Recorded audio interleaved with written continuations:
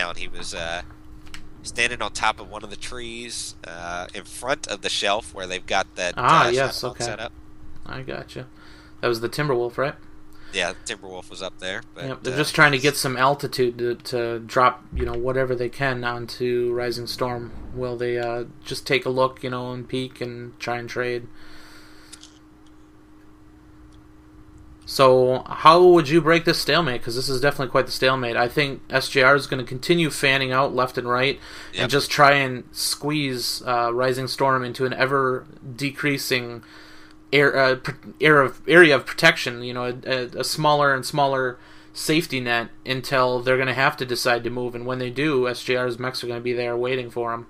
Well, you know what? I'm going to be honest, though. SRS showed that they were going to be patient last match, and it worked out well for them. You kind of wonder if SJR gets a little impatient, maybe spreads out a little more than they want to, and if SRS decides, hey, let's make a hard push one side or the other, maybe they can catch some of the SJR mechs, separated or without good firing angles across the map. That might be what they're trying to do here. It looks like they're all sticking together, whereas SJR is kind of really spreading out here. I'm not sure. With 11 minutes to go in the match, I don't know if that's the best strategy or not. They seem to be just trying to find a good angle to shoot, but I worry about a hard push in that circumstance. Yeah, we are at 10 minutes, 42 seconds remaining. It looks like an Arctic Cheetah for SJR has moved up to the other platform. Not sure how effectively he can trade from that position, but he can definitely get eyes on the target. And with that ECM cover that mech provides, he might be able to do it without being noticed, which it looks like he is able to do.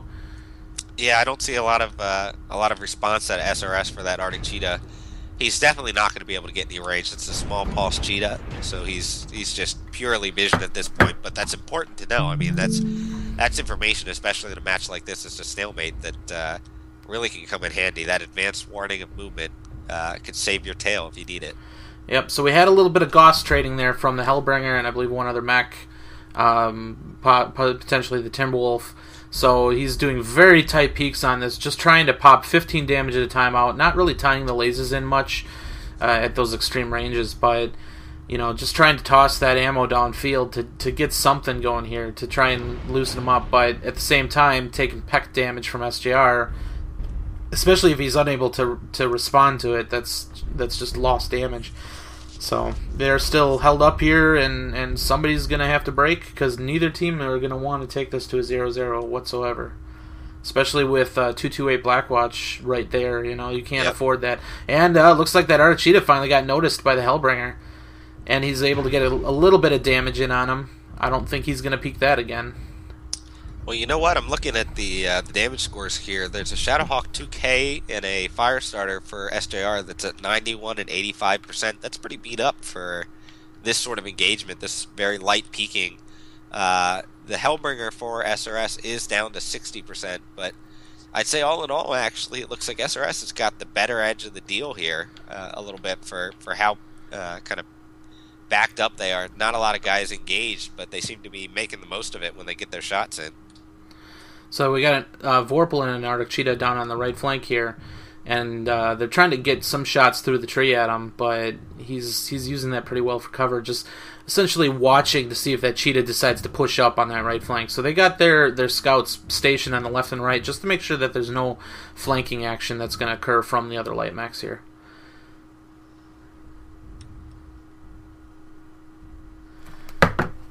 Whoever is in charge to get mech info, you gotta press P to bring the cursor up, and click mech, and then press enter. If I hit P to get the cursor up, click the mech, I'm gonna go into it. Yeah. I mean, I'm confused. Somebody said I had to hover over it, but if I click the mech, maybe the mech name? Nope. It just takes me right into the mech. Oh God, no! I'm stuck in heat vision. Here, it looks like from SJR, they are moving towards the right-hand side, towards the other hill. It looks like they've committed to going right on this map towards the eastern side. So we'll see whether or not they get punished by. Do they know that's happening? They're gonna out of SRS here, though. Doesn't look like they might have any idea. Mm-hmm. that Some of Arctic them are cheetah that getting was some supposed to be shots in there. providing them, yeah, that Arctic cheetah was supposed to be providing them info. It looks like he's pulled off the hill. I don't know if he got advanced warning now or not, but SJR here is coming through that small pass on the far east side of the map. Looks like they're going to try and come around there in a firing line and see if they can get shots. Once they get through here, that's going to be open for both teams. Let's see if SRS is aware, and it looks like they are. They are moving to face that direction. Well, you know what? I take that back. Maybe they aren't. We'll have to see how this turns out. I'm not sure whether they are aware of how heavy and concentrated SJR is on that corner or not. Looks like the Arctic cheetah is back trying to get vision on them. I wonder if you can see them from there.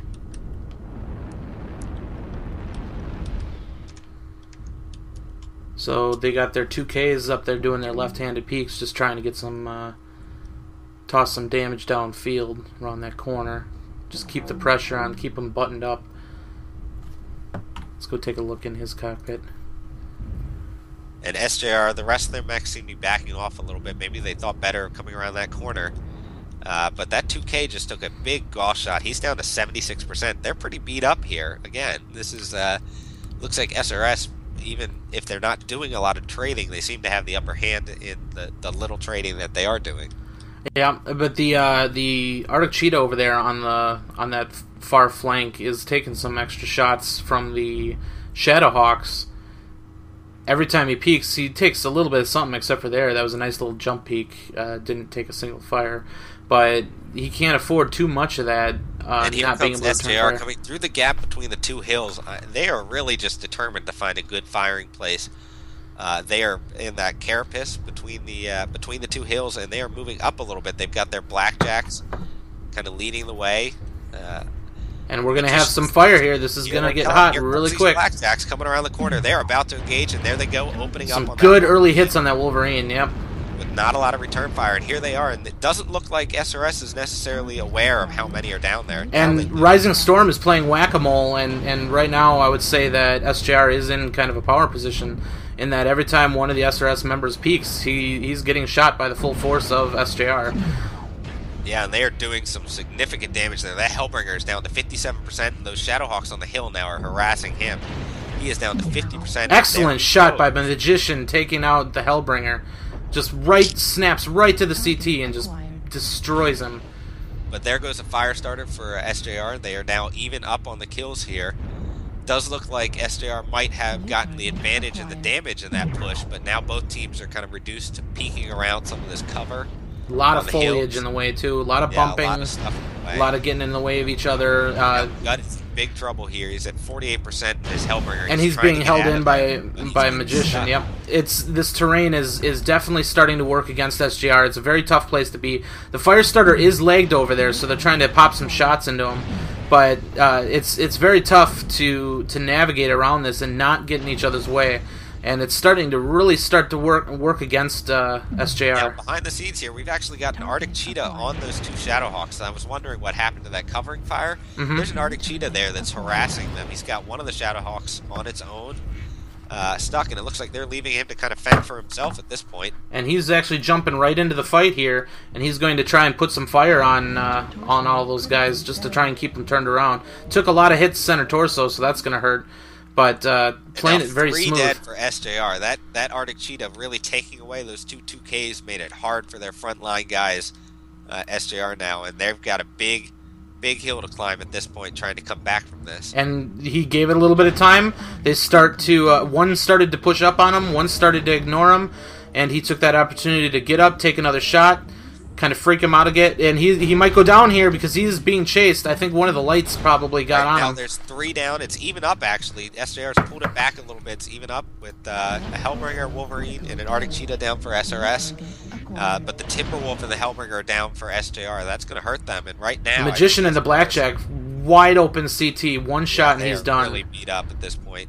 So this tough trades at this point. I think we're going to start seeing mechs drop like flies from the amount of damage that's been tossed. I mean, they did a good job keeping those mechs alive, but it's going to be rough. You know, one shot from any mech could kill anybody at this point.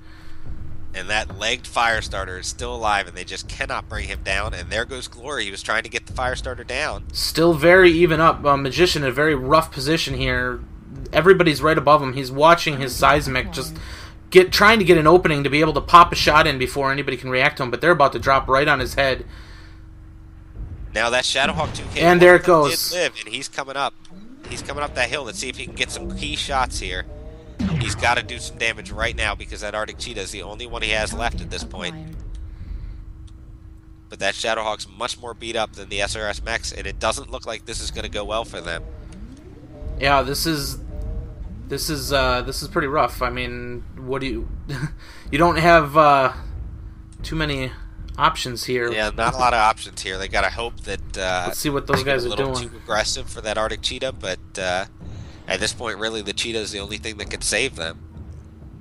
This Cheetah is weak legs, but does have all of his small pulse lasers, so he has his full firepower, but he's moving back to meet up with his fellow Shadowhawk, and I think at this point, that might be the way to go, but I'm not sure.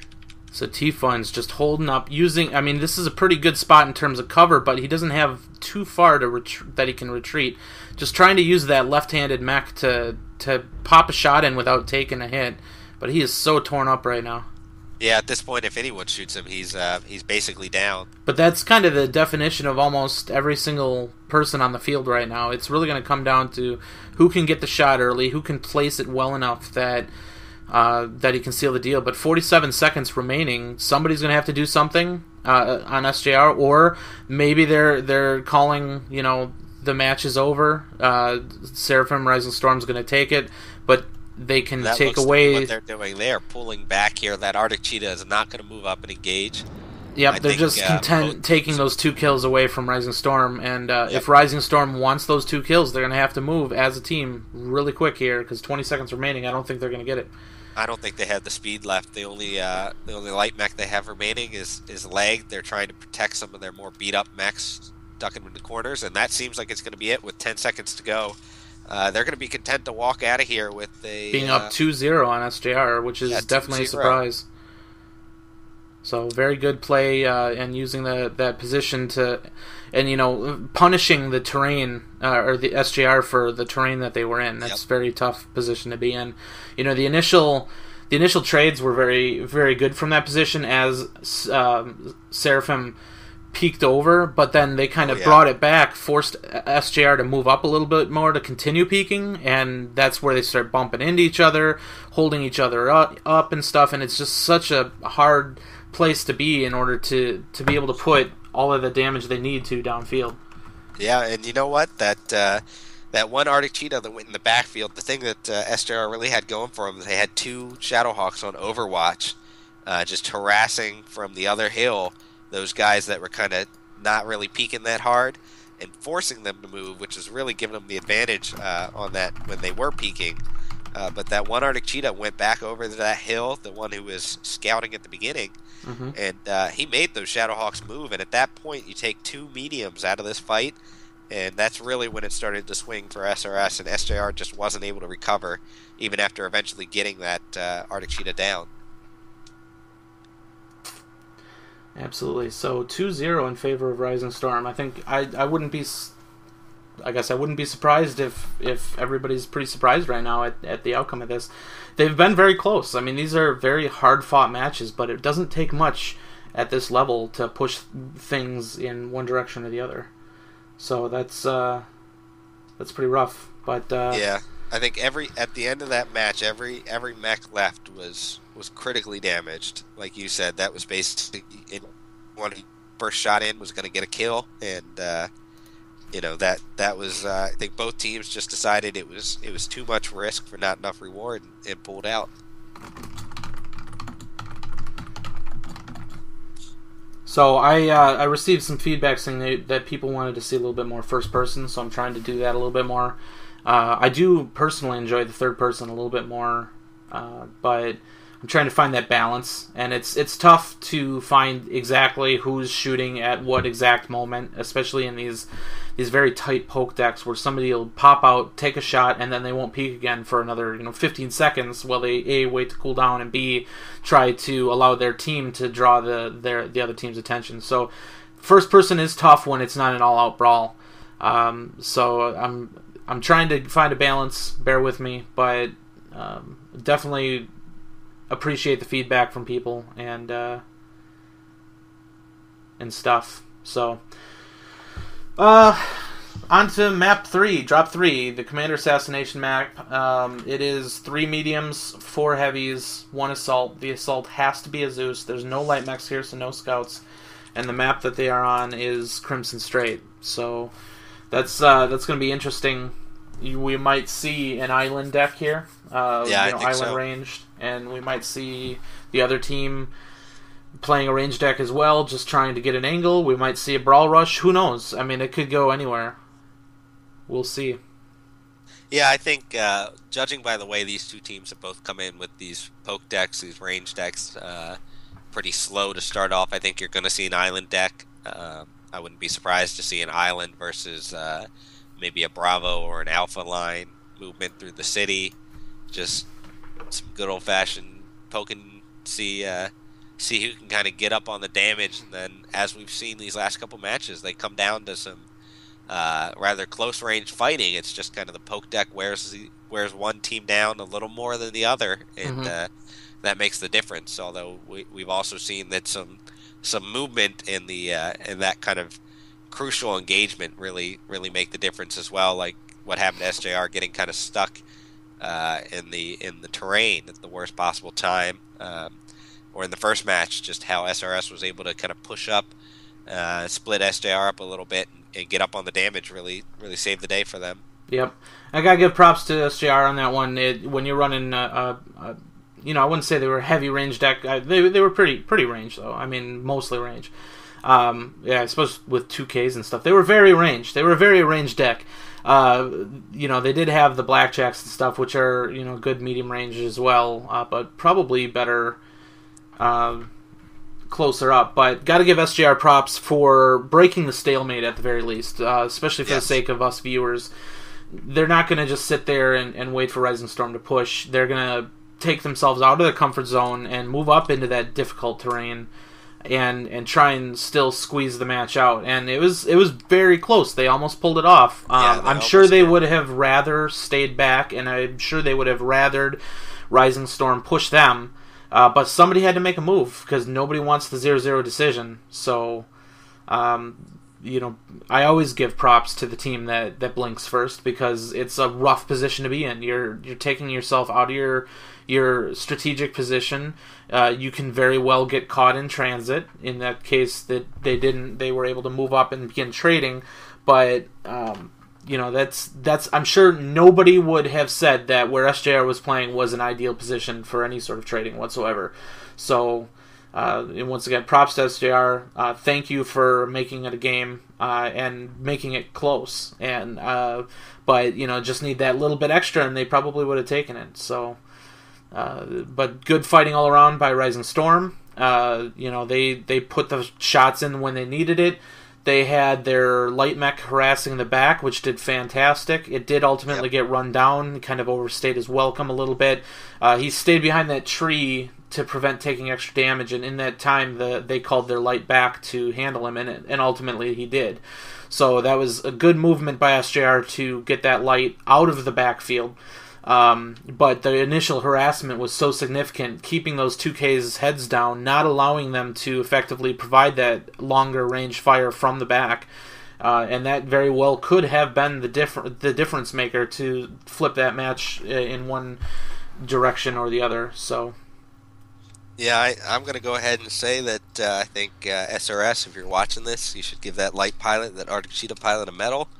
I think he won you guys that game, putting those 2Ks down for a good 30 seconds or so at the crucial point when SJR really needed that crossfire. They couldn't get it because of that one Arctic Cheetah. I think that won them. I'm going to go on the record as saying I believe that won them the match. So, light pilot, give yourself a pat on the back because I said so.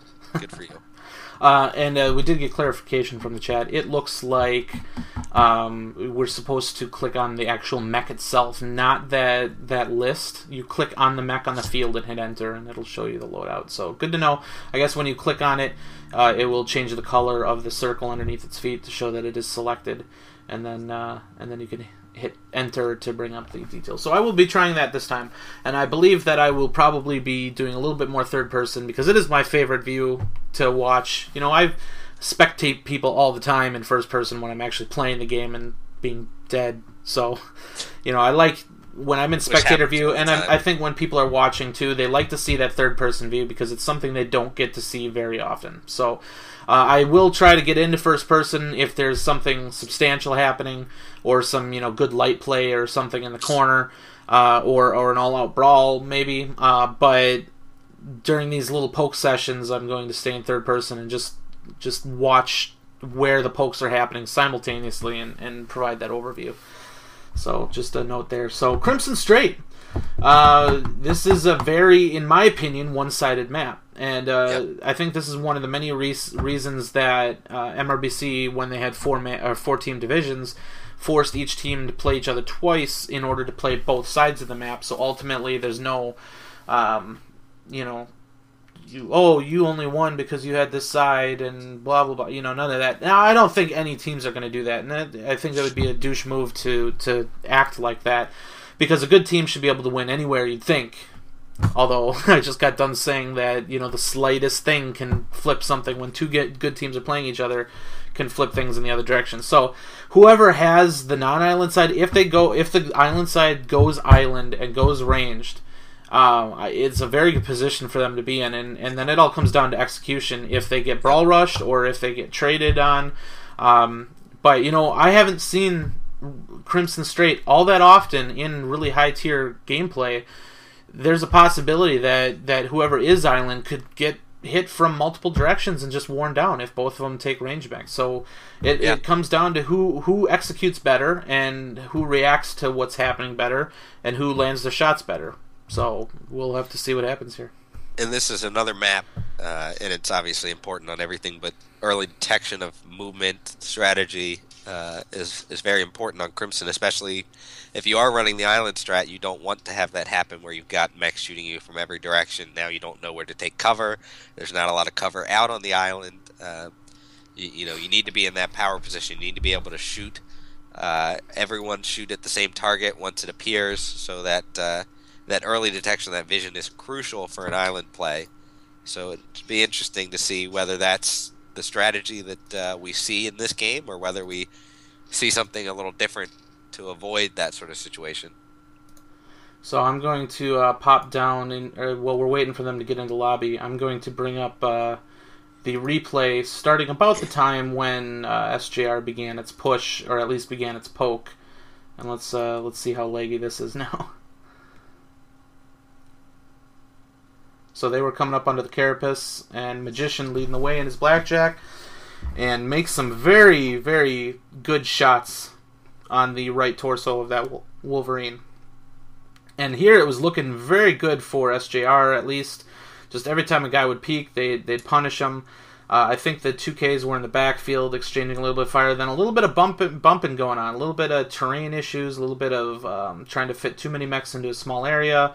But still, they're doing fairly well. They're getting those trades out there, and then stuff starts to turn a little bit more. That was a very good kill against that Hellbringer. He kind of overstepped, exposed too much of his mech, and then took a really good solid shot to the center. And then here come all the trees and stuff getting in the way. The foliage is brutal. You're essentially aiming at boxes at that point. Rising Storm kind of backs up. They're like, okay, we can't peek this anymore because we're getting shredded. So they take a step back, start trading from a little bit longer position, able to shoot at less mechs and take less damage from less mechs. And, it slowly starts to tip in favor of Rising Storm. And then, like you said, the light mech for Rising Storm ends up in the backfield of SJR and starts messing with the 2Ks in the back there and keeping them from being able to trade effectively.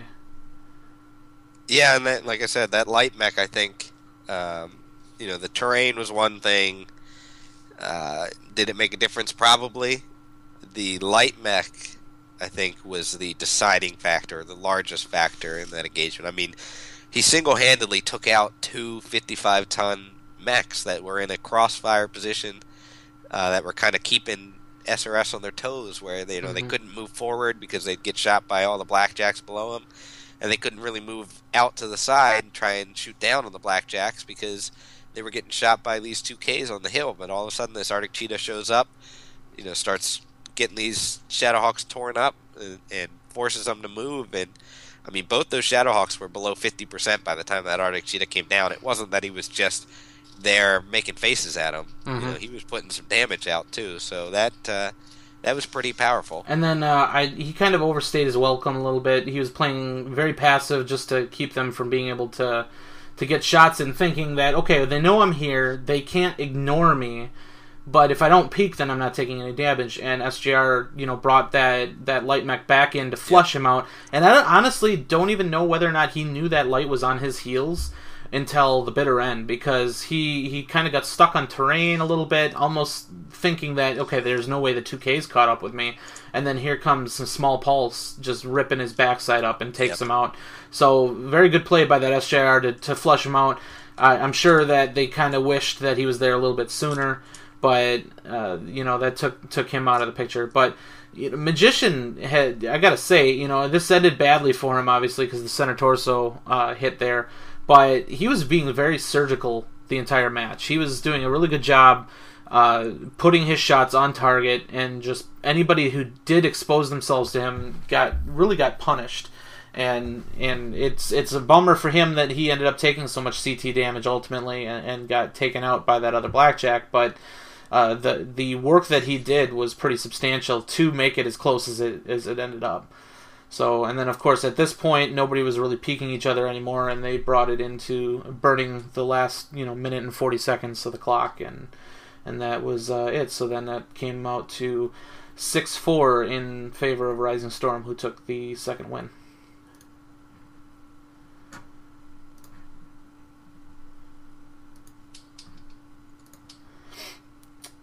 So it looks like we are connecting now. Let's see if I can get switched over. And let's take a look. Crimson Strait, the commander map.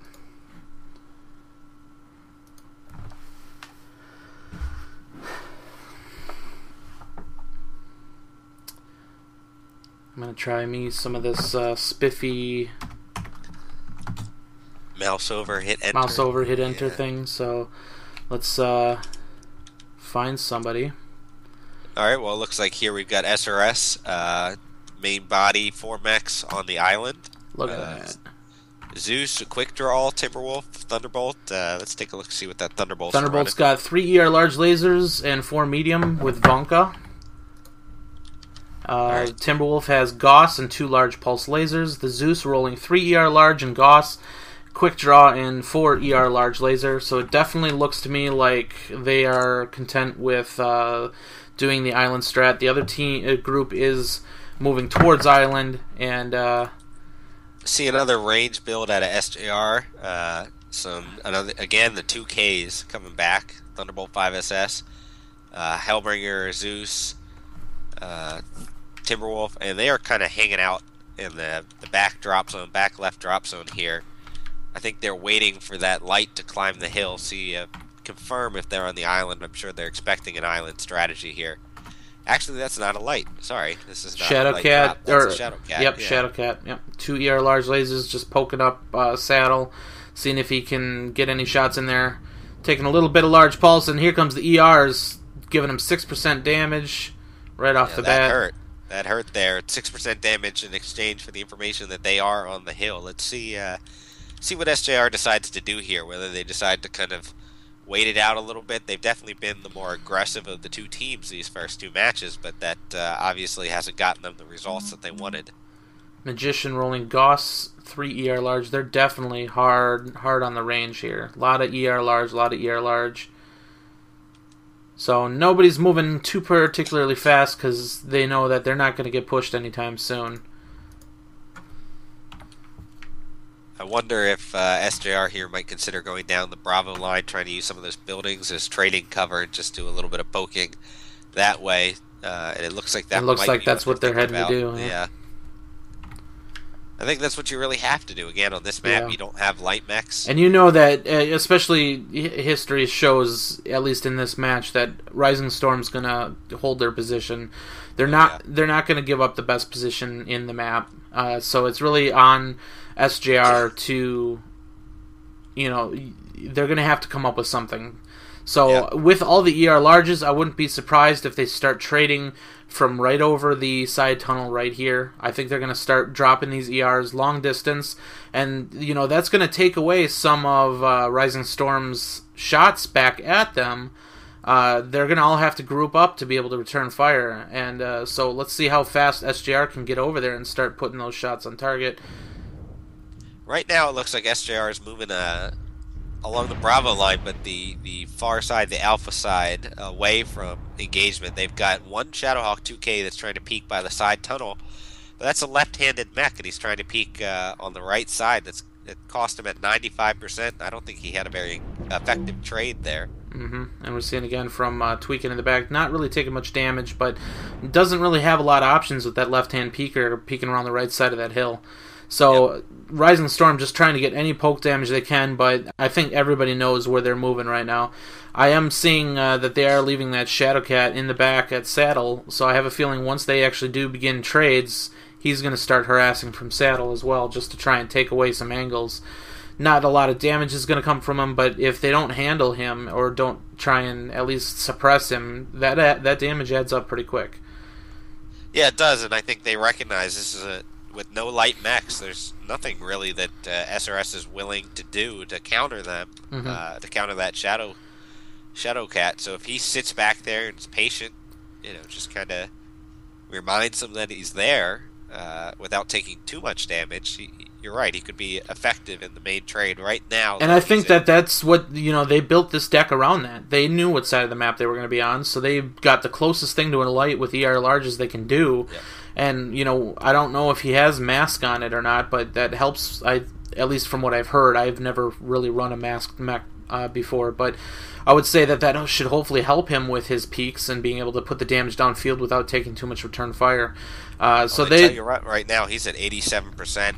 And he's been working this quick draw, but he's only got him down to 98%. That's not an even trade right now. No, it's not.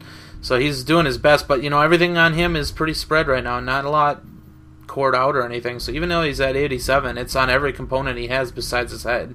And now SRS is aware that SJR is coming around the corner. That quick draw just took 6% damage, peaking, and SJR is now engaged at the Alpha 1 right around the corner of the map here, and they're going hard around. Yeah, they're trying to do power position. Corner. We're going to see a lot of fire coming in from Rising Storm.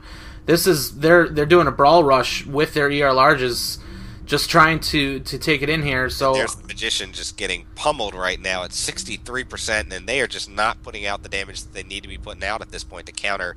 SRS is doing a very good job using the cover. There's that Shadowcat getting some fire across the map, but he's going to have to be putting it down as much as possible. Yeah, they're definitely not paying attention to him right now. Magician. Yeah, Magician is down. They've got to get SRS off this hill. And Rising Storm is not giving up this position. They're staying there. And it's working for him right now. SJR is really beat up now, down 2 mechs, and they have not even gotten a mech below 75% is the lowest damage right now. It's starting to pull down a little bit of damage, but they're already down 3 mechs right now. They are just not looking too good for SJR here. That was, I'm actually a little surprised that they didn't stick with the trade or try that, but they made the call. They wanted to try something, and unfortunately, it's not working very well for them. And each mech is going down. The only one that's going to be left is the Shadowcat, who is forced to trade from Saddle, and there just isn't much that he can do. So that this is going heavily in favor of Rising Storm. They're going to take it 3-0, and we'll see if the Shadowcat can at least take one more mech. Doesn't look like that will be the case, but he's going to do his best to take something out, and he goes down. He goes. And that is an 8-0 decision against SJR, which is extremely surprising, I think. Yeah, it looks like SRS definitely came to play tonight. That was very calm, very accurate fire from SRS, and they just used the cover. They didn't panic. No one peeked too far or wasn't peeking for a long enough time. They just shot, pulled back, tried to avoid that damage, and stuck their head right back up. Shot again, pulled back again, and that really SJR just couldn't hit enough of the SRS mechs hard enough when they peaked to pull the damage even. Yep, and you know that this map is very heavily in favor of Team Two. That's for sure. But you know that was rough. I mean that's Yeah. a hard loss to swallow there. Not even taking a single mech. That's not a good position to be in, and I'm sure that they're probably pretty frustrated with that right now. So, but you know, we said Rising Storm is playing some of their best MWO we've seen, so they're coming to play. And you know, as the underdogs, I would say that they were underdogs. They came and they wanted to prove something, and they did. And they've essentially taken this match. At this point, they're just trying to take enough of it that they can, fight up against 228 Blackwatch. We'll see how they do against them. I want to say that's week 5, is it? I think that's... Actually, no, I think week 5 is SGR versus 228, so it might be week 4? They haven't fought yet, right? They have not fought yet. Let me see if I can pull it up. I think it's either week 4 or week 5. We'll see how they do against them, but their performance here is going to make a gigantic difference. Week 4, okay. This is going to make a big difference in their standings, and I'm sure that they feel very happy with how they're doing. So we're going to go ahead and do another giveaway. So in 5 minutes, then I'll post it in the chat, or at least before that. This is going to be for another 1-day premium code. So if you are watching currently, you need to type !raffle to enter the raffle, and we'll see who wins the code. And the other thing with that 8-0 decision, like you mentioned, the last couple matches have been close. There have been kills on both sides. As we mentioned earlier in the stream, with how today's MRBC works, getting those kills are important. It's something that you need to keep in mind. So an 8-0 decision not only hurts because you're losing the match, but you're not getting those kills either. That was huge for SRS and their quest to move up to second place, and ultimately, like I said, week 4. So next week playing 228 IBR. That's the first place team right now in Division A. So that's clearly they've got their sights set pretty high. They've come to play tonight, and they are right now taking it to SJR. Let's see if SJR can maybe turn things around in these last 2 matches. I would say right now the momentum is all with SRS. They've really impressed tonight. Absolutely. So next map we've got River City. Obviously that is a newer map as well, and it's we've seen enough of it though that we should know generally what's going to happen here. But we might be surprised. This is the 2-2-2-2 match. There's absolutely no duplicate mechs allowed, so they have to bring 8 different mechs to this one, which is one of the reasons I like MRBC over any other league, is because it has the uniqueness and it forces you to see a lot more mechs and a lot different builds and things like that. So, but yeah, no duplicates, and you're gonna have those lights again. Not having those lights before, it's not. I wouldn't say that it necessarily mattered all that much, but I thinking back, and I feel like if they had tried to do a little bit more of a trade and maybe utilize that Shadowcat a little bit better, that could have worked for them. I think you're right. They pushed up so quickly that Shadowcat, especially with clan large, ER larges, which just takes so darn long to fire. Mm-hmm. They lost maybe a little bit of harassing, a little bit of damage. I mean, he was firing, but just can't keep up with that sort of damage. And I'm watching the stream now, and I mean, SRS just did such a good job of making sure that they had multiple mechs peaking at the same time. They didn't panic. They focused very well. They didn't panic at all, yeah. And they just had, they had a shooting gallery there. Every mech was able to shoot at all times. The return fire was... I didn't get a chance to really see how the return fire against them was. It was spread. I mean, SRS did a very good job on that initial push when SJR had all of their mechs available to fire. Mm-hmm. They did a very good job making sure that whoever was getting shot pulled back, so that so Mm-hmm. SJR had to choose a different target. So you saw a lot of shots going in different directions for SJR, and Mm-hmm. that wasn't the case for SRS. They didn't have to worry about their mech, their kill target not being available. This is so laggy. Jesus. Once again, I apologize for how laggy that is. I need a new computer. The other thing is, let me get this. I gotta get this open. Okay. The SJR really seemed spread out when they did that initial charge too. I think that they are capable of being a little bit closer together, and I'm not sure if they're just frustrated at this point or what. But their initial charge, it seemed to be, let's go, let's just go, let's go, and they went, and it just, from the front mech to the back mech was just such a long distance that Yeah, even when the front mechs got to relative cover, SRS was still able to just continue putting fire on the back mechs and just damaging everything substantially. So I guess the execution was just poor in general. But I don't know if SJR is angry right now, or if they're just, if they thought they were going to actually be able to pull that off with that type of charge. But I guess it's just surprising that that it was that spread out. I mean, that just seems uncharacteristic to me. yeah, it makes you wonder. I mean, SJR definitely has been more aggressive, and I'm not going to criticize SRS for being passive. I mean, these matches have not been taking, the full 15 minutes. We've not seen, sure, SRS has been passive in their movements, but they're playing a range deck. They're playing it safe, and they're not, we've yet to see an engagement within the last minute of the game. Part of that is because of SJR, but I think you're right. I think at this point, the discipline of SRS is really carrying them through these games, and SJR seems to be maybe losing a little bit of their focus. I'd be curious to see if they try to change things up in River City. Maybe they can find a brawl strategy. I know I'm always a fan of the brawl, so Mm-hmm. bring it on. Uh, Maybe that'll get them back kind of in the right mindset, sort of thing. I don't know. Obviously, whatever they think is the way to go is what they're going to do. I think usually you would see a range deck on River City. That's just the way that it goes. But uh, you never know, and they clearly they've got to do something here to turn this match around. Yep. But I'm just happy that they're not drawing it to draws and stuff. We're able to see Yep, matches here and get things some like that. engagements. So that's definitely very good for us as viewers.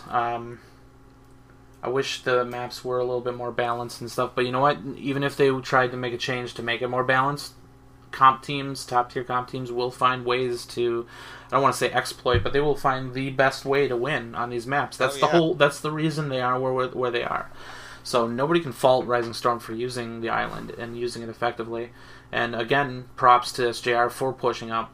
But I'm sure that was not executed how they wanted it executed. So yeah, and like I said, I think the most impressive thing tonight is just SRS is really, they've come to play. They've recognized this is an opportunity for them, and they are certainly making the most of this. I think they will be very pleased with the results, with what they're doing, and for SJR, I don't think anyone can deny what they've accomplished, how they, the sort of team that they are. I think it's just a matter of SRS is really really playing great tonight, and SJR just hasn't been able to solve them yet. So that's more for us viewers. I think this is good.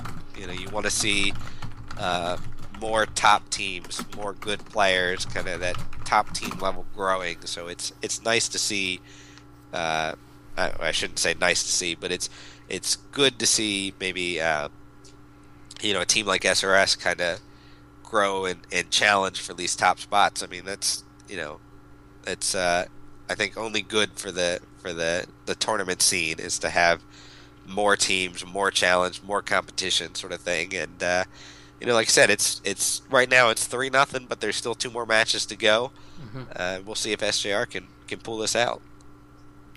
Yeah, it's tough to come from behind so low, like to get everybody. Oh, I am bleeding. Shit. Sorry, guys. I'm This like is a woman today. this is PG-13 stream, guys. I hope you all agreed to watch mature content. When we signed up tonight. But yeah, like I'm trying to say is, coming back from being down 3-0, it's tough to get the motivation to pull out those last two matches. Yeah. But MRBC, you need to play out. You need to come ready to win every single drop, even when you're down. So hopefully they can come around and do what it takes to win these last two. I'm sure they want it. So now they have to figure out what they need to change to execute it. Yeah, it's time to dig deep for SJR. Like you said, it's tough, but you got to play them. These matches count, and if they want to keep close to SRS and maybe have the opportunity to pass them again, they're going to have to play out and find a way. And congratulations, Radical, for winning the raffle. We're getting started here, so I'm going to try and get you this code as soon as possible here. Congratulations to Radical. So let's watch drop 4, the 2-2-2-2 match. No duplicate mechs.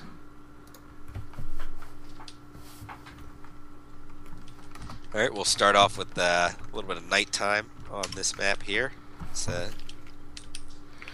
So I'm not going to be able to look at initial builds, at least using the click method. I'll let you start looking at builds right now. I'm going to watch the cool dropships, dropships all flying in, all like a boss and stuff.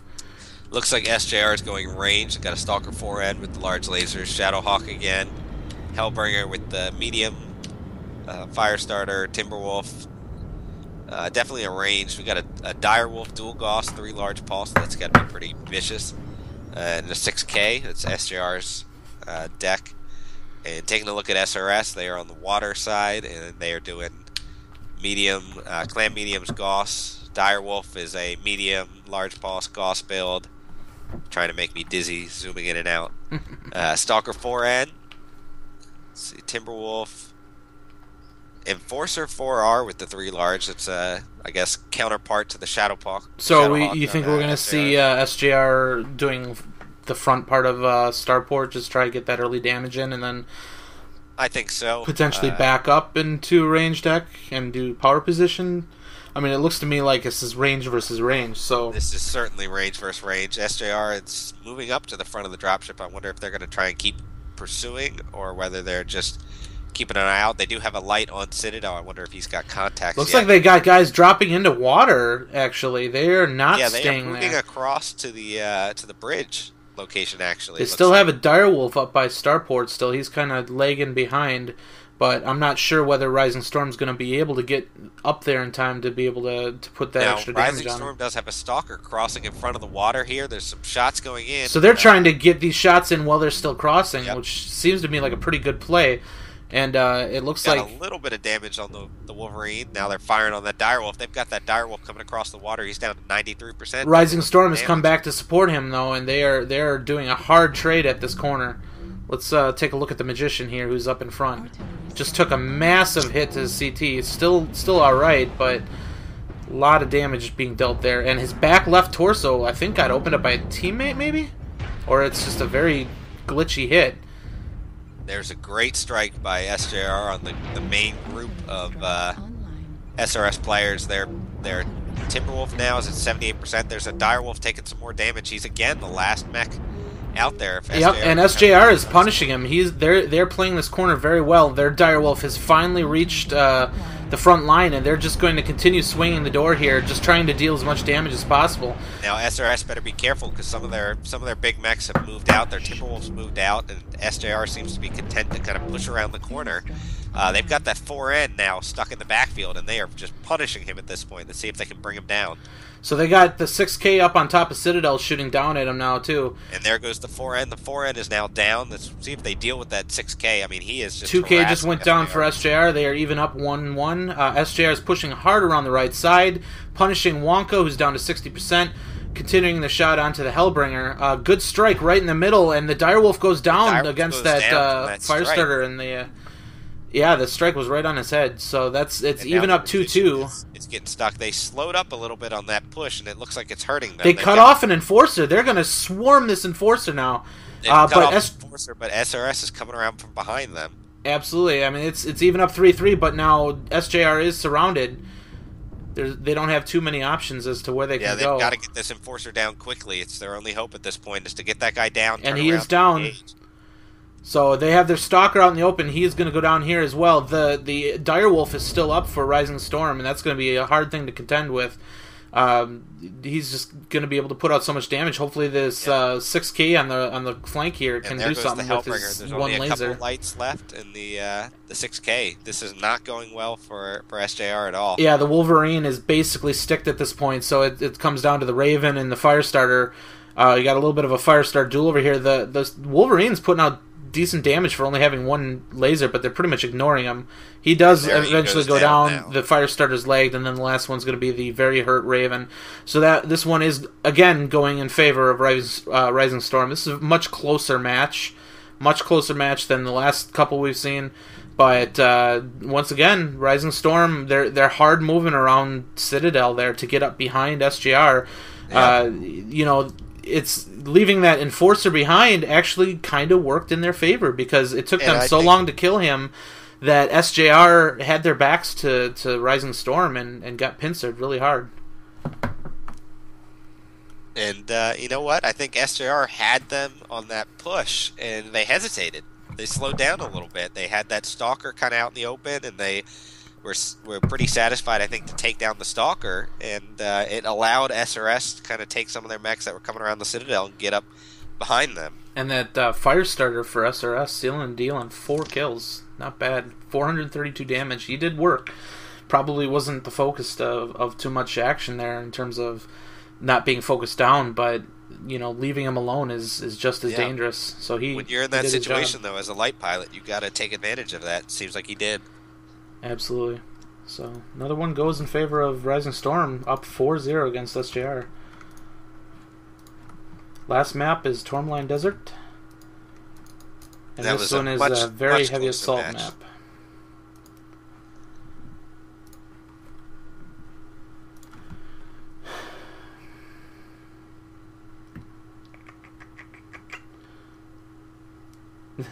I'm bleeding for you guys. Show some appreciation. I don't know what happened. Like my leg, I jammed it on something. I'm still dripping blood. Jesus. I jammed it on something, and it must have caught like I don't know, a pimple or something, and just tore it wide open. So now I'm just drooling blood everywhere. Wonderful. I'm sure you all wanted to know before that. you started watching this stream.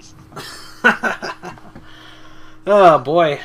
Well, I guarantee you that I did not think this match was going to go like this. It's definitely been a very close match. It's been fun to watch. The outcome is not what I thought it would be. Even on the 8-0 decision, it's still, there's a lot of damage being dealt. It just fell in favor of Rising Storm.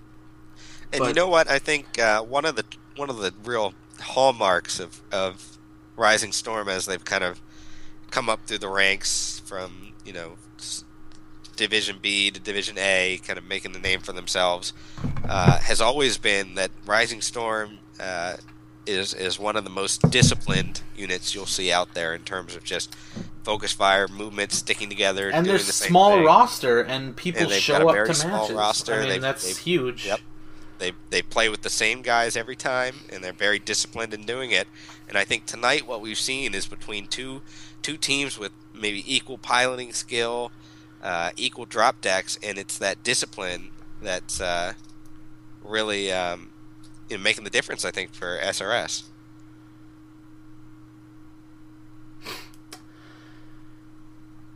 Yeah, and Sorry, I'm just reading chat. Yeah, I mean it's been interesting. I don't really know what to say, but I do know that today's drink is Kraken and Diet Coke because I like Diet Coke better. I think it tastes better than regular Coke, too syrupy. But Kraken's the equalizer. That Diet Coke is a weak decision, Bandit. So you, Mister, I have a cold. What are you drinking today? Well, I ran out of apple juice, so now it's water, which is terribly exciting. Fun times. Fun times. Hopefully everybody can be a little bit more civil in chat and stuff and just enjoy watching some tough, brutal mech on mech action. Bow wow. Bow wow. Or if you really like to, you can listen to Bandit bleed for you. It's up to you. Yeah, it was certainly quite the NASCAR. So, drop 5. 2 lights, 2 heavies, and 4 assaults. So we're not going to see a lot of fast-moving action on this one.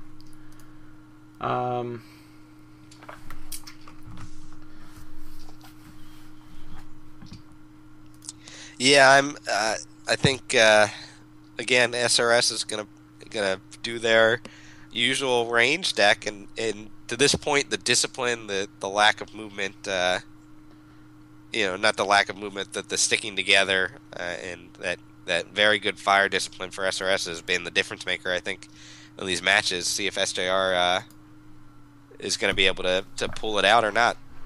Mm-hmm. Heim Delight, man, you gotta time out for a little bit because you gotta clean that up, man. There's no room for that in here. You guys gotta respect each other. So, sorry, man, but I like you, but come on, we're trying to do a stream here. We don't need this in our chat. Sorry, but all right, 4 salts, Tourmaline Desert. I wouldn't be surprised to see some ER large action here. A lot of trading. There are some key positions that work for both teams. Who knows who's going to take what position, how well they're going to trade. It remains to be seen, so let's see what happens. There is strikes again in this match as well, and no duplicate clans on this one. But there is 1 duplicate Intersphere chassis allowed. Most likely it will be an assault, but not necessarily. I've seen some where they brought 2 Thunderbolt 5SSs in ER large decks, and then 4 different assault mechs. So we should see some good flavor here, and let's see what happens. Once again, after this match, we will be doing our final drawing of the night for a mech bay, so stick around, and we'll get that handed out. Hopefully you guys have been enjoying the stream. The scoreboard obviously is relatively one-sided, but it's been pretty hard-fought action, so hopefully it's been enjoyable. Yeah, it's definitely been a lot closer, I think, than that 4-0 on the screen. We'll let you know, but it's definitely a surprise. So it's like I said, it's SRS came to play tonight. Yep. So let's see if I can get some of the action here in the instant replay. So what we got here, SJR opted to go straight into water. They're attempting to run down the assault mechs for Seraphim Rising Storm as they cross water. So SJR really focused on getting over to those rocks as quickly as possible so they could start trading in. And they did get some effective fire on the Direwolf, but they weren't able to seal the deal on him. Rising Storm did a good job doubling back and returning fire, not allowing SJR to really stand out there and use up all their heat to get the job done. Yep. They were able to kind of punish him back and make him duck around the corner. They saved their Direwolf and got him to safety. SJR did deal some decent initial damage, which is good. And then once Rising Storm decided to swing around Citadel, SJR they're about to push up and try and chase him down, but it looked like Rising Storm was just a little bit faster swinging around the NASCAR. They left the enforcer behind. Whether or not that was intentional or not, I think leaving that enforcer behind forced SJR to have to deal with him, and it took just a little bit too long to seal the deal. And in that time, Rising Storm whips around and starts putting that fire into their back. Yeah, I think the initial movement and really the initial play in that engagement was dictated by SJR. I think they had the advantage. And then they hesitated a little bit when they got to that stalker, and like you said, that hesitation plus the enforcer being there, and they took a little too long to get that enforcer down. He did a good job getting behind a little bit of cover once he realized he was kind of out on his own.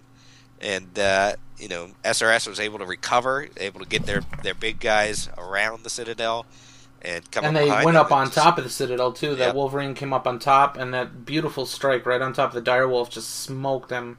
That was an awesome strike. That guy had no chance. So then, SJR is still there, and it's still even, but being down that extra salt mech is rough. That's a tough place to be.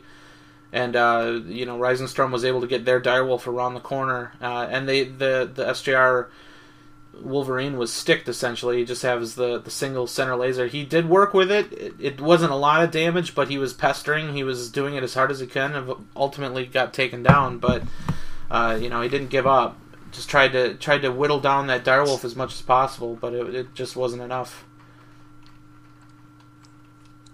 Yeah, and like I said, I think that hesitation really just cost him. I mean, I think any drop commander would probably trade a Stalker for a Direwolf in that situation. They were able to keep their Direwolf alive, and SJR, that Direwolf was the second mech to go down. So. It looked like SJR had it at the beginning, and SRS did a good job recovering again, staying calm, sticking together, and pulling it back, and that managed to pick up the victory for their fourth win of the night. Yep. Now they got the victory, but it was slightly costly. I mean, the SJR did manage to take 5 mechs, and that'll give them some more money in that regards. But I'm sure they would have rather had the win, but it wasn't an 8-0 smoke, so it's going to add up. But yeah, 8-5 in favor of Seraphim Rising Storm.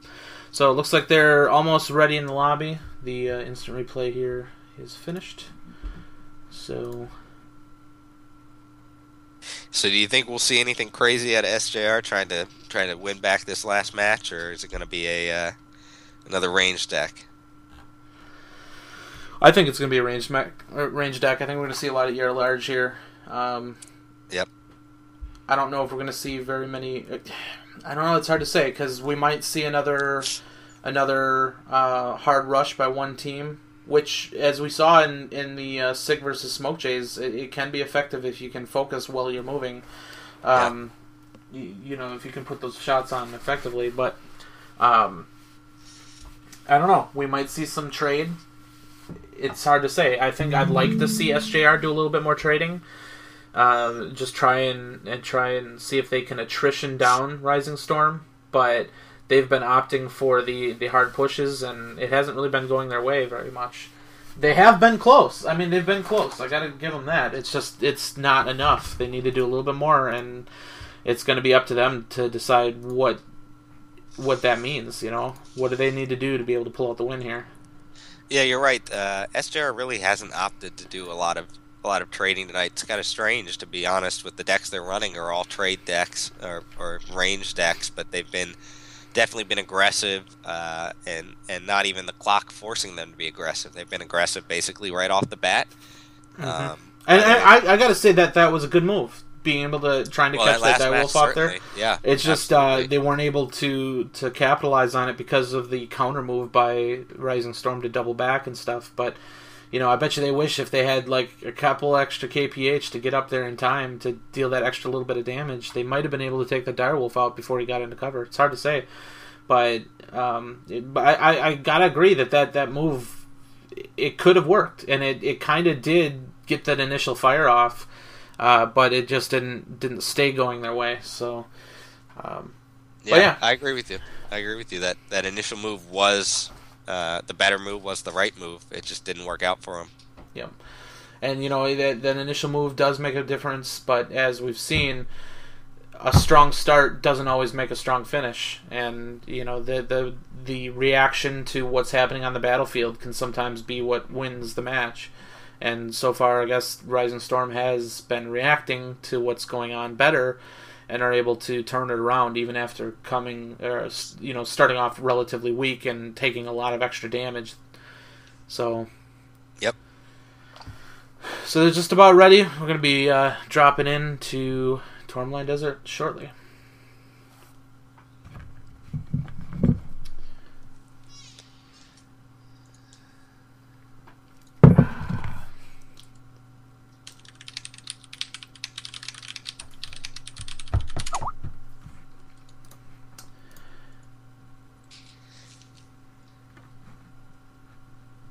Dude, if you gotta go pee, just go pee.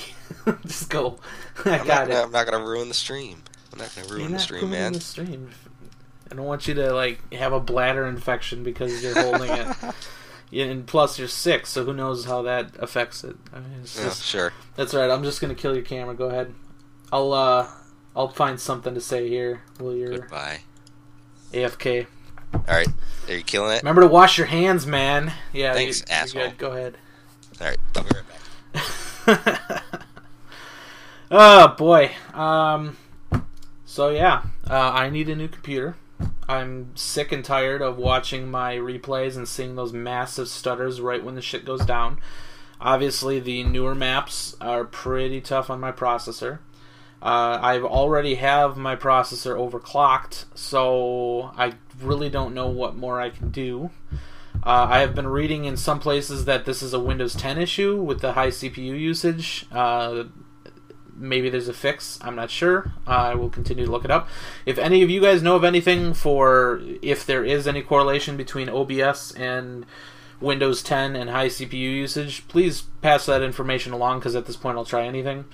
It would be definitely a shame to have to purchase a new rig just to play this 3-year-old game. I mean, for Christ's sake.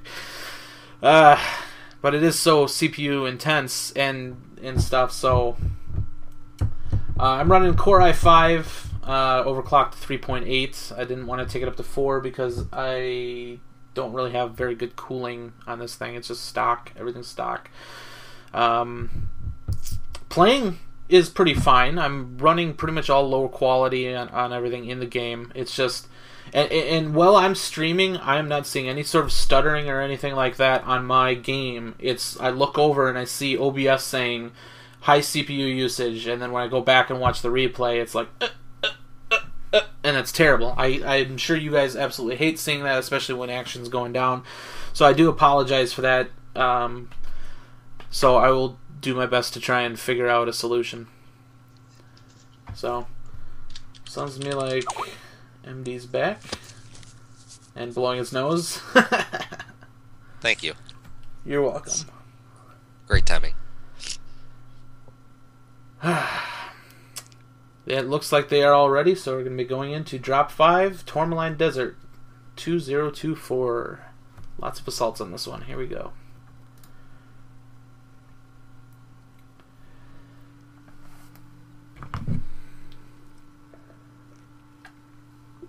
Thanks again to everybody that's watching the stream. I definitely appreciate it. Definitely appreciate the support. Once again, I want to say make sure you guys follow the MRBC League Twitch channel, because I'm not the only streamer that shoutcasts on here. So if you want to see all the action and keep up with what's going on, make sure you give it a follow and get those notifications every time there's a match. So, cruising along here, let's take a look.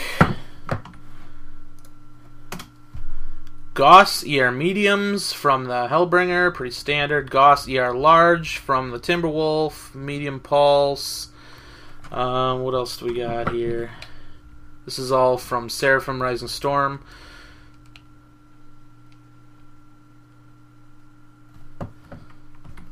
You there, MD? Oh shoot! I muted myself. Yeah, I'm Stalker a little surprised, 3H with 4ER large lasers. Now, I'm going to have to look at the quirks for that, because I have not seen a 3H used very often. I'm a little bit surprised at the movement here by Seraphim starting at the southern end of the map. It looks like they're going to that viewpoint. This is like F7 here, I believe Yeah, the they're at right Foxtrot now. 7, Getting some just early beyond the trades Valley of over Death there. from Got some Bowser. good hits on that 4X. He got beat up there. And they have... Yeah, he's down to 91% after that, but they're continuing to move up. That's harassing kind of from the backfield. Looks like a light mech going up into that sniper spot. Whereas SJR is going kind of the more traditional, at least in the competitive scene side, up towards the northern part of the map. But they are right now, I mean, they are exact opposite sides of the map here. And it looks like SJR definitely took the worst of that trade with that Raven 4X down to 91%. So SGR is moving up. They are not staying in this position that we traditionally see a lot of people in.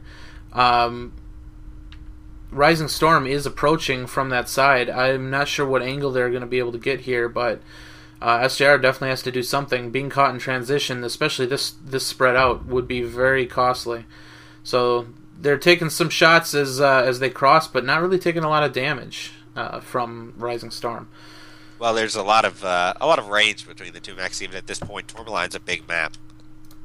Yep. Dual Gauss, 4 ER large laser in the Direwolf. Looks like that damage might be starting to even out a little bit. Some of the light mechs for SJ are getting pretty beat up, but the lot of trading going on through this narrow corridor here.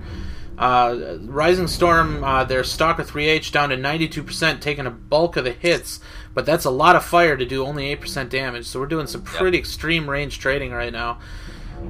They're definitely capping out their heat, but I would say in terms of percentages, SJR is not doing as well as Rising Storm.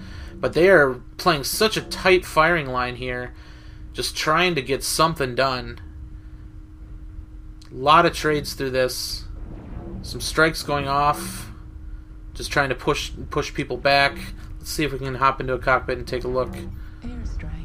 This is the Zeus. Oh, they brought a Zeus. That's interesting. They actually opted to bring a Zeus on purpose. Don't hear that every day. No, you don't. Let's take a look at this Stalker 3H and Valkyrie. Looks like SJR is kind of pulling back a little bit. They've decided that they do not want to keep trading here. They've got some of their Stalkers got a little bit caught out. There's he's going to take a little bit extra damage. Doing a little bit of damage there. Yeah, that Stalker... down to 83%. Yeah, he got caught out a little bit. SJR is rotating right. They're trying to get a different angle on here, but SRS is probably going to take advantage of that. Looks like they are. They're moving up. Trying to get chase, range a little bit, closing some chase, and they're getting. They're going to try and take him as they cross this alley here. They're just going to keep laying fire in one at a time. SJR is so strung out right now that if Rising Storm stays in their firing line, they're going to be able to put like four mechs to 1 damage on anything that crosses. The Direwolf just taking a lot of extra hits here. Everybody's still cruising relatively above 80%, so they haven't seen too much. This strike might fall short. The Stalkers are giving it a wide berth. Doesn't look like it's doing much at all. So that was good dodge by SJR. They're getting away from that strike. They're trading their strikes in at the same time. It looks like it's relatively even on the damage charts. It evened up a little bit there, more on the Rising Storm side, but not terrible. I mean, this still could go either way. The Panthers down to 78%, 78% on that Stalker 3H for SJR. It looks like they're trying to get a little bit of damage on that Scout that's giving chase, just taking extra angles on him. Another strike coming in. They don't see this one. It might tap the Direwolf a little bit here. Let's see if it drops any hits on him. And it looks like RNG was in his favor. Nothing landed on him. So good. Now SRS is moving up in front of the ring here. They're again trying to close that range a little bit, probably trying to do a little bit more damage with their weapons. And SJR is moving around in the backfield. They've got some light mechs up top, but they really don't have anything to engage these guys that are moving up to the ring. And I'm not sure what position they'd like to take up here. They're kind of pushing themselves back towards that canyon. I don't think they want to go down there and give up the high ground. So they've got their Direwolf trading from way in the backfield there. I don't know how much damage he's doing at that range. SRS looks like they've kind of decided maybe the ring isn't the best idea. They're moving away from the ring a little bit, kind of off to the side from it. again, it looks like they want to move up a little bit, close that range, but they do not want to. Neither of these teams want to get into the low ground. Yep, just a lot of continued trades. The stalkers are really coming in handy, getting those peaks up over the top of cover. And especially, it's tough to whack-a-mole properly in a stalker. I think if you're doing it around the corner, you know, if you're able to peek like we're watching AODH here, essentially able to peek up over the top of his cover, much better position for him to be in than, you know, say swinging around the side of a mountain and things like that. Yep. Now, both Timberwolves for both teams are about the most damage mechs. We got the Magician at 67%. We've got Wraithfire at 72, and his Timberwolf. It seems like they maybe sometimes when you're in the Timberwolf, strike's gonna hurt here. Stick your head out a little more.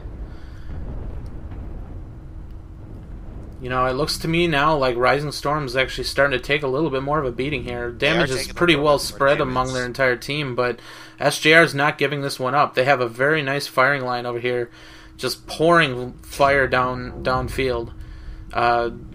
If they can keep this up, they might be able to swing it in their favor. That light mech is still harassing him. The 64%. Seems like he's kind of taking advantage, but some of the SJR mechs are really starting to take a beating here.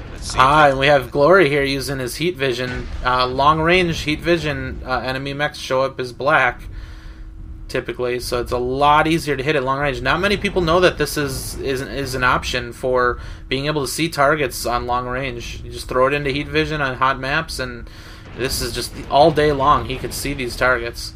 And those light mechs off to the side, 2 light mechs for SRS definitely have some of the attention of the SJR players. The Magician, Kincaid, both looking that direction for that Raven 4X and the Firestarter 9.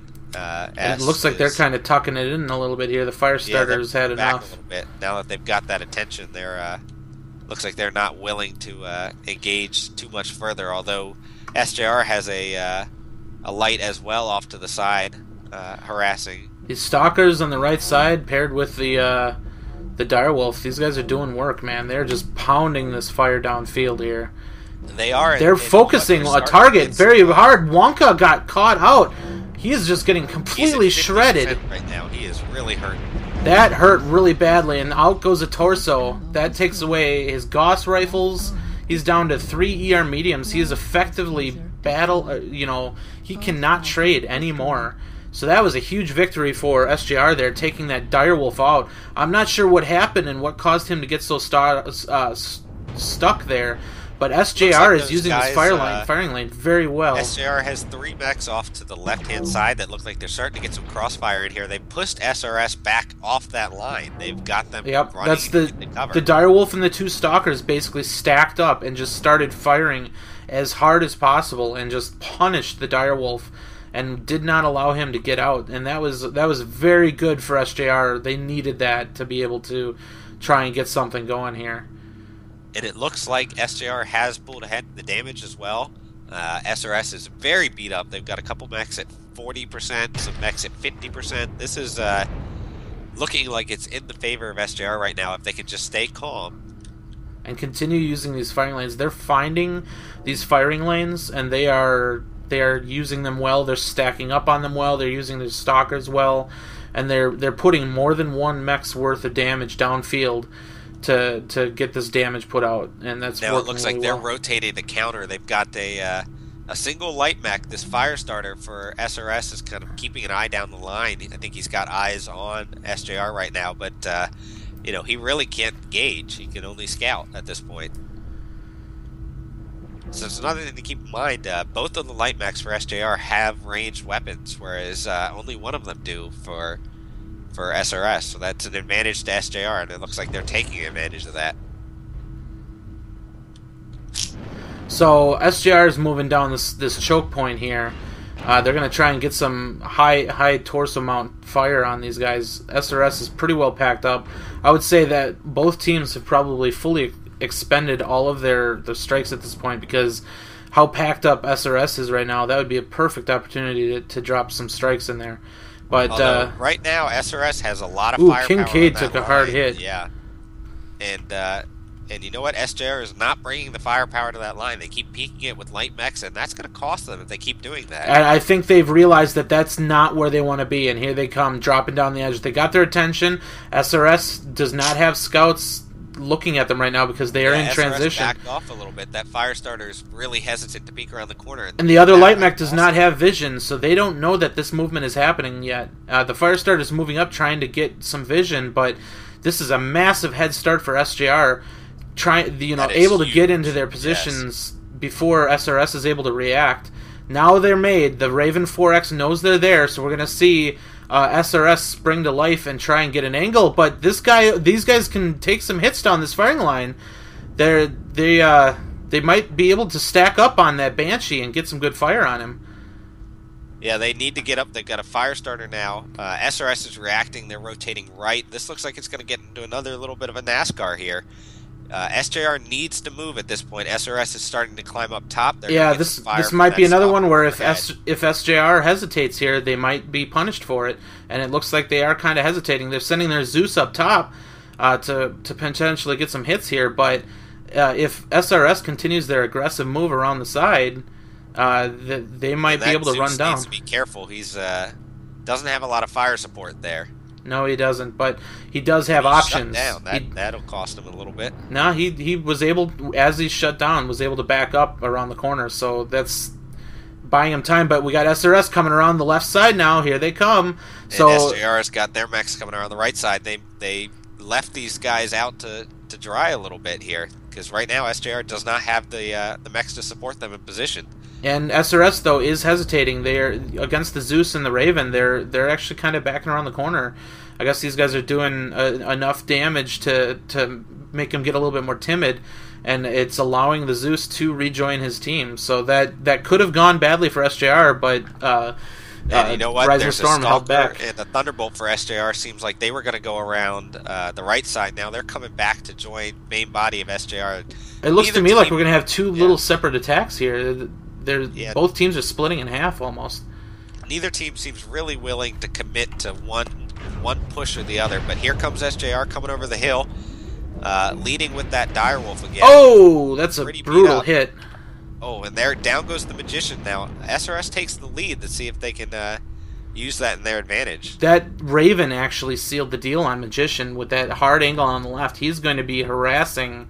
And the from Direwolf's going down here, and there goes the Direwolf. This is just, they didn't get a really consistent push there. That Stalker and the Zeus don't seem like they're getting a lot of fire down. Both teams have very hurting mechs, though. I mean, they can at least get some kills here if they can put the fire down range. But 4 mechs dead for SJR, and it's just starting to go, negative for them bad here. The Zeus might be able to put out enough to take a few mechs, but I'm actually kind of surprised that they're not able to seal the deal. Look at how damaged the SRS mechs are, and they're going to pull out potentially another 8-1 victory here. Let's see if the Panther can get a surprise shot on target.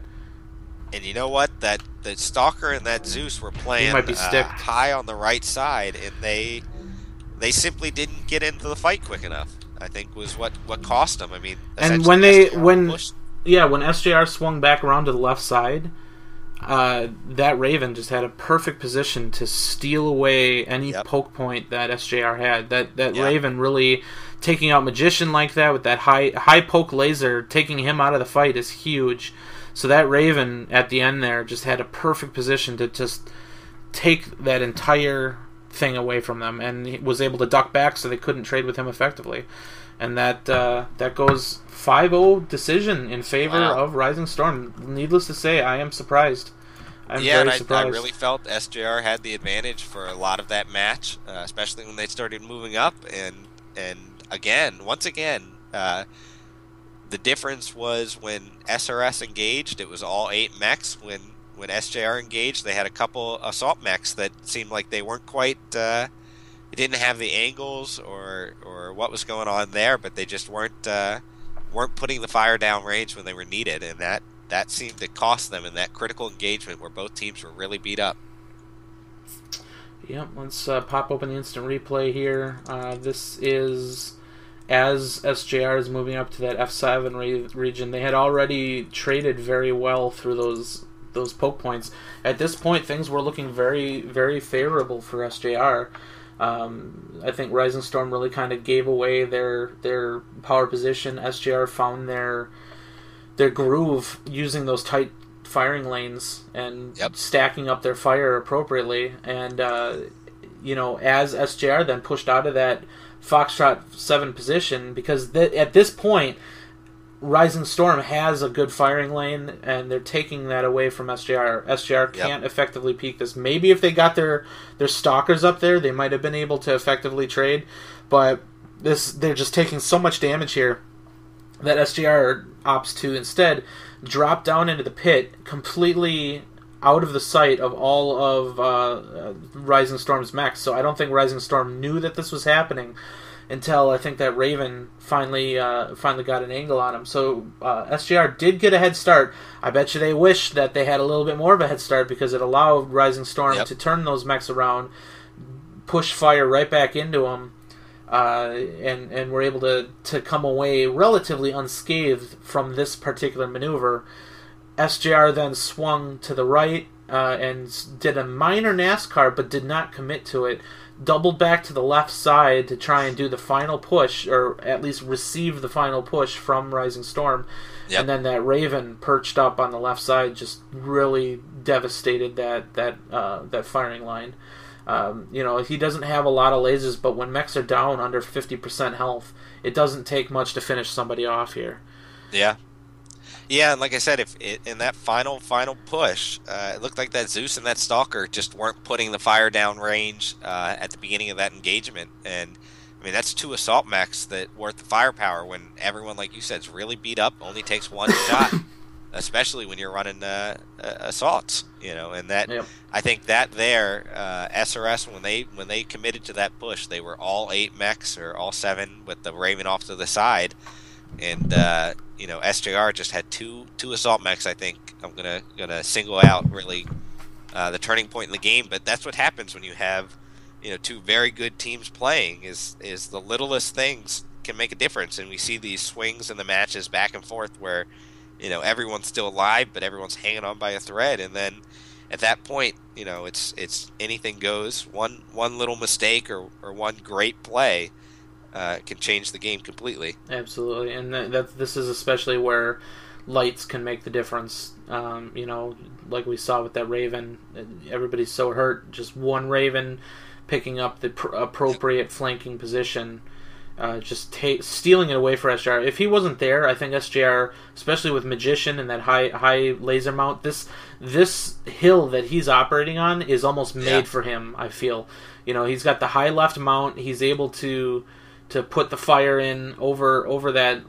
wall, and then there it is. That Raven just takes him out of the picture. That's such a huge and now here's changer. That push, but if you notice, it's SJR's got a couple mechs off to the right that just were late to the party. Yeah, and by that point, their teammates were dead, and that was that. I'm going to go ahead and call it right now while I got a chance. I am 5 minutes from now putting into the chat that we're opening up the last raffle for the Mech Bay, so type in !raffle to enter the raffle to have a chance at the Mech Bay. Back to the match. But yeah, I mean, at this point, things were going very, very badly for SJR. I don't know if they just weren't able to see who was caught out, because everybody was so damaged at that point, but they weren't able to focus down any single mech, and gave it up in an 8-0. I feel like they should have at least been able to pull a kill here, but it just was like dominoes. Bang, bang, bang, bang, bang. Just unable to seal the deal. Rising Storm did a good job, taking their heavily caught out mechs, putting them in the back, and then there goes the last mech.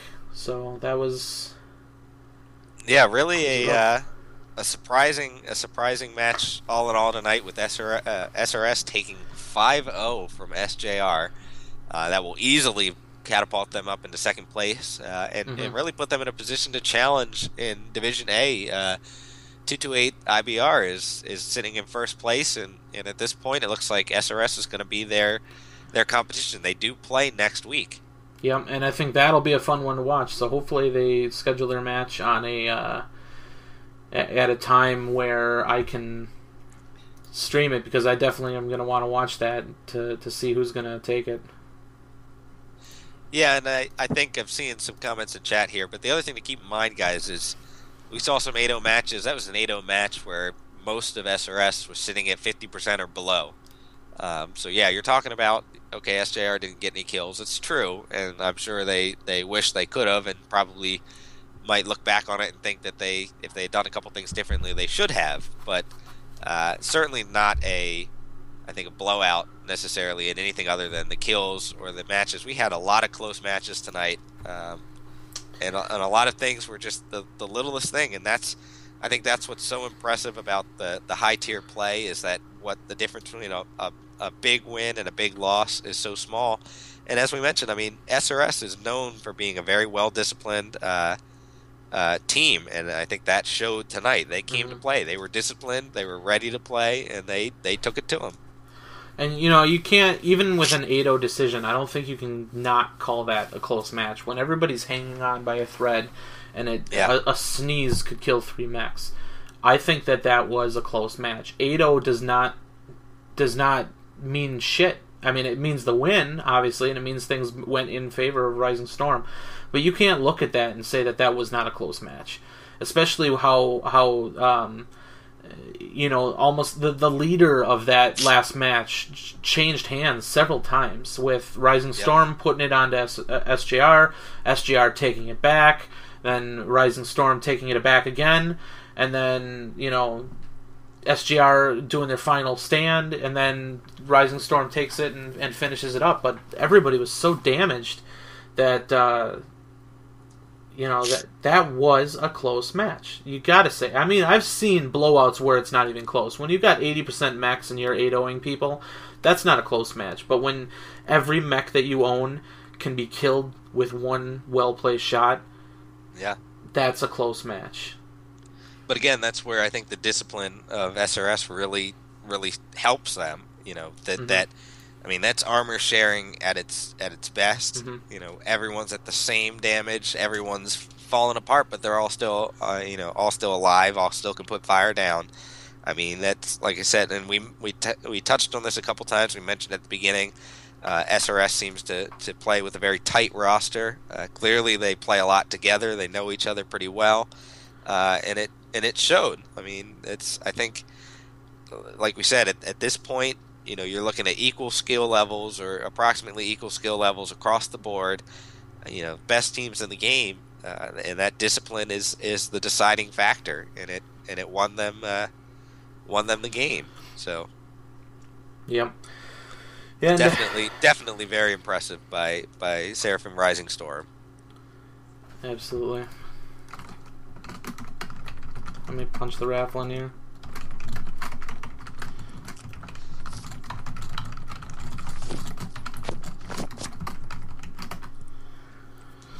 But yeah, so I think SGR is going to have to go back, and they're going to have to figure out what's going on, and I think they'll come back stronger than ever.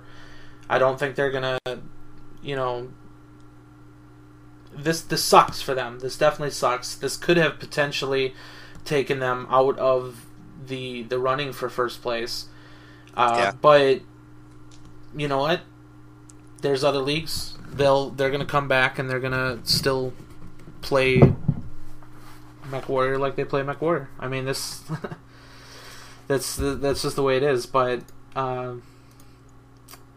guess just waiting for the raffle to finish up here, and then we'll probably call it a night. But once again, everybody follow MRBC League, the Twitch channel, so you can be notified when other streamers, in addition to myself, are streaming.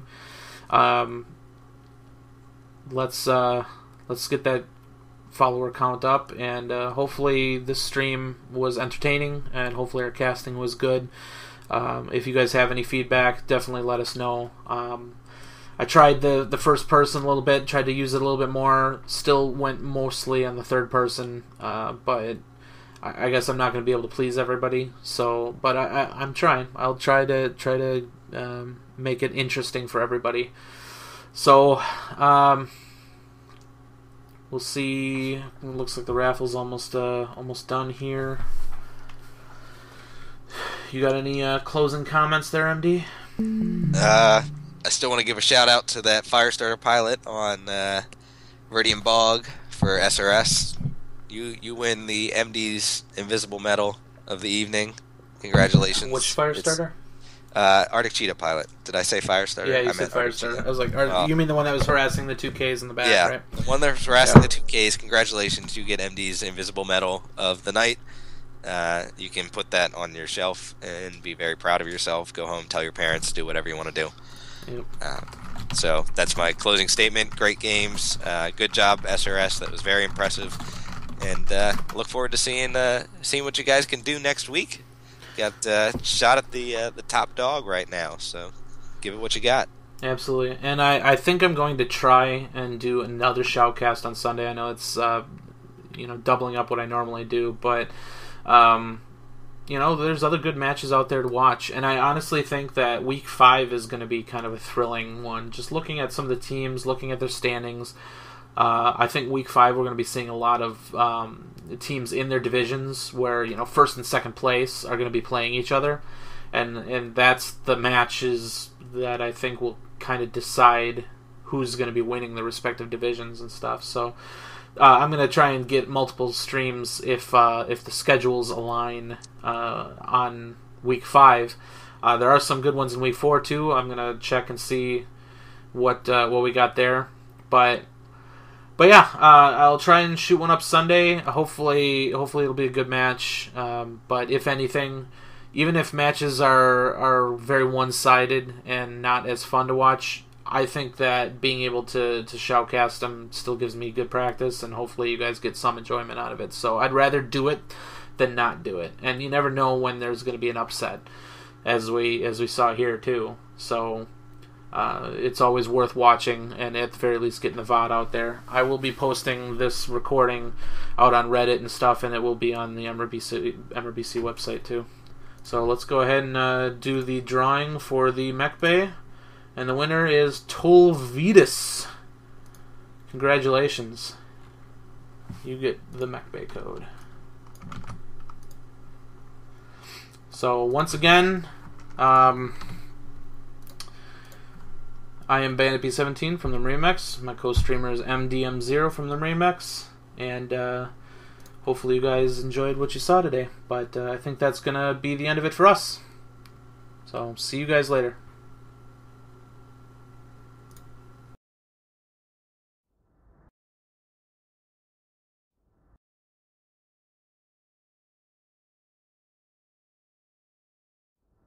Pay attention to the paper doll. Make sure you guys are shooting the correct legs. Be careful of the collisions. I don't want to hear complaints about it. Work around it. Let's play this game. I need another heavy. I've got TB and a quick draw. I want to get fairly tight to it. Now, anybody who's going to be working range, I'm going to need you to fade right on this. And then anybody's running short is going to stay towards the top of the caldera if we're going to come at them. I have you in the Griff. Sounds good. Well, that's the thing. We got to get to brawling range, so I may be moving us right up to the hoop if we have to. Wolverine nach Charlie 4. It's fine, chill the out, man. It's fine, it's just a Firestarter. Warum Leute reden miteinander? 15 seconds. Yeah, exactly. Don't die. Guys, 15 seconds, don't die. guys. 3, 2, 1. Charlie Dar, CT, yellow. Okay, go to Charlie, see if we can get it. There. To your left, there's a... Sorry, shoot. So, jetzt guys, hinter die Indie-Pocken, Mediums be prepared to pull back E40 towards the E5 border. On my mark. Left side, come on! Like now, I need strikes on OP barrels. Wire are strikes up. Die Hauptgruppe rechts, Uferlinie. They have 3 mechs sitting on the left side. When you pass over. Overheating is bad. Both legs on the Griffin. Hit the Griffin. Oh, yeah. Sorry about that. That was such a That's right. I'm gonna spawn Lance, you guys in Charlie, Lance, you guys in Bravo. That's B2C1. This third drop is 2 lights, 2 mediums, 2 heavies, 2 assaults. Jetzt in die Breite ziehen, zieht euch in die Breite. Lights, watch our backs. We're gonna about base and take up position in Bravo 6. Ja, kurze Aufschaltung Delta 4, 3 Stück, 2 Mediums, ein Light, wie ich das richtig gesehen habe. Make a firing line. C4 Tactical Hill, Boys. Fox, Fox. Laufen unter ECM, haben 2 durchlaufen, 10 Bravo 4. And get ready to hit people coming from a right. Charlie on the left, Charlie, Hellbringer on the left.